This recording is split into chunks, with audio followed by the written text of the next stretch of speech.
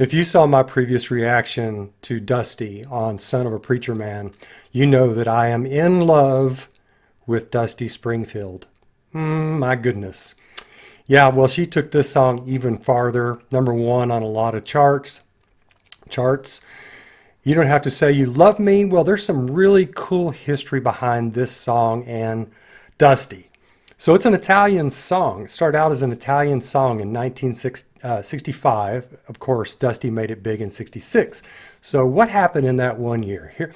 So it was an Italian song called Loce non vivo senza te. Pardon my Italian.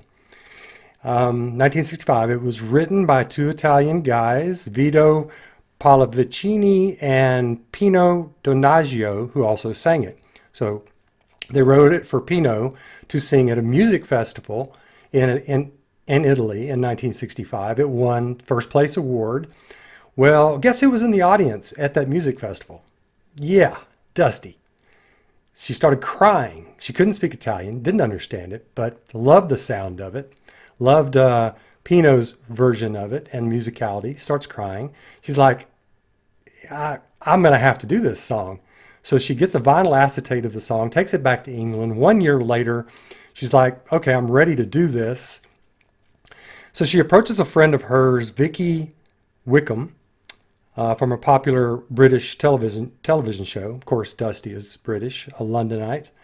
And Vicky approaches a friend of hers, Simon Napier Bell from the Yardbirds. And neither one of them are necessarily lyricists, but Dusty says, make me some lyrics on this song. Well, when I read about this, I'm like, well, did they translate the lyrics or what? Well, it turns out that no, it doesn't. I mean, from reading, it sounded like they didn't translate. They couldn't speak Italian. So it's kind of funny. I'm sitting there laughing. Okay. So they've got like 1 hour to put the song together before something they're going to. They put together the chorus, then they put together the verse. Can't come up with the right title. Finally come up with the right title, the final title right here.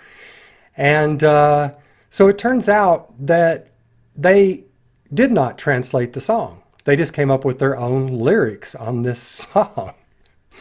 And the reason I know that for sure is I decided a little while ago to go to YouTube and watch the original Italian version by Pino on Loce non vivo senza te, which means I who can't live without you. And it's really nice. I'm not super crazy about Pino's voice, but his emotions come through and the musicality come through. And so I can see why Dusty had such a strong reaction to it. And so then I pulled up the lyrics from it that somebody kindly put on there, translated those into English, and it turns out, no, none of the lyrics on this song, the English lyrics on this song, none of them relate to the lyrics on the Italian version, which I find really interesting. So, but the thing that they did do, two things that were done on this song that are like the Italian version. Well, the original Italian version in English, the title, I Who Can't Live Without You, that's basically what this song is about. I can't live without you. I'm not going to cling to you, but please, can we be together a little bit more? Believe me, believe me, believe me. So that's really nice. The lyrics themselves are pretty plain, pretty simple, but they certainly get the point across, don't they? They're nice. They're good lyrics. They're not great lyrics, but they're good lyrics. And of course, what Dusty does with them is the primary thing. But the second thing that comes across is Dusty decided to go with the sound of the song, the original Italian sound, both musicality and her voice. And of course, she does her own rendition, but that sound is there. Now, I have not seen this performance. I don't know where it was done at, but it looks like it was probably 66, right after she came out with it, 66, 67. She has that platinum due, and isn't she lovely, folks? And so let's just watch You Don't Have to Say You Love Me, Dusty Springfield, and I cannot wait for this lovely lady. Here we go.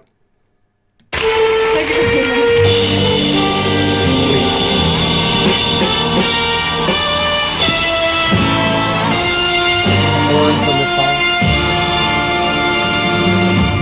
When I said I need you,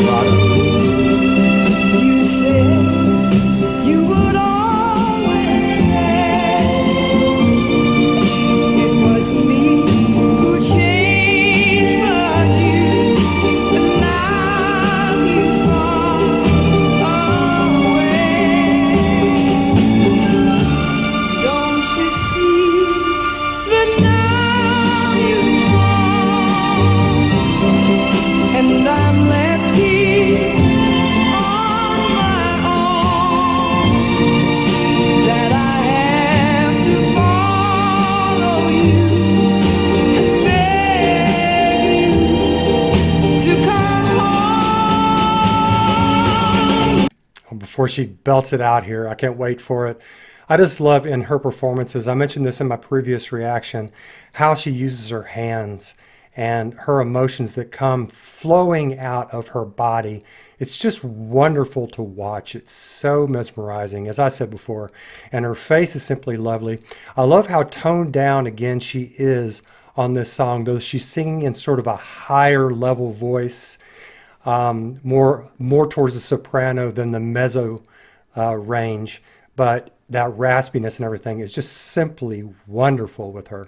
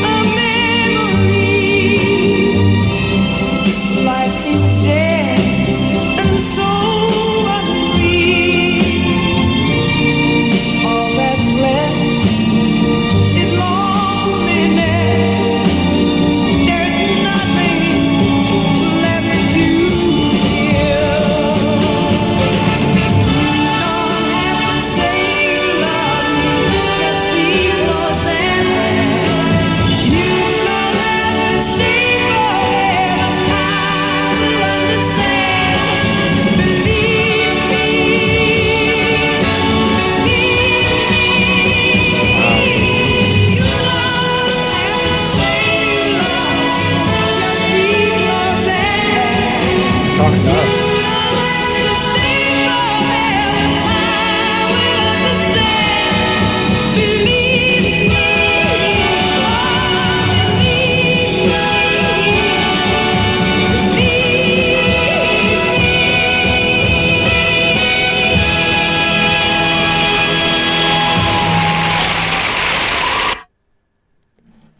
You know, I wonder if when she's singing, you know, with what she does with her hands and everything, I wonder if that expression, that physical expression, allows her to plumb to the depth of her emotions. You know, just let it all out, like they say in the psychiatrist's office. Just let it all out, you know? And there's something about manual gestures that allow us to express ourselves. And it seems to me that she does that. She speaks with her hands, and it allows her to speak completely with her emotional voice. It's simply stunning to not just listen to her, but to watch her. The only thing I felt was missing in this was in the original recording, she hits those high notes and stays on those high notes. She kind of backed off a little bit here, made it more sort of a nuanced rendition, which I enjoyed very much. But I missed those sort of high vibratos that she carried in the original. But still, this was obviously just amazing.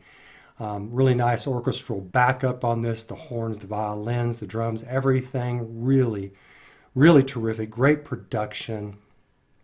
One thing about Dusty when she sings is you feel the authenticity of her connecting to the song. And that's something really you don't get with a lot of artists, even some of the great artists sometimes. I mean, but Dusty, it seems like every single time you're getting that full physical, emotional depth of voice expression from her. And she's just simply one of my all-time favorites. I mean, not just watching, but listening to. Just simply extraordinary.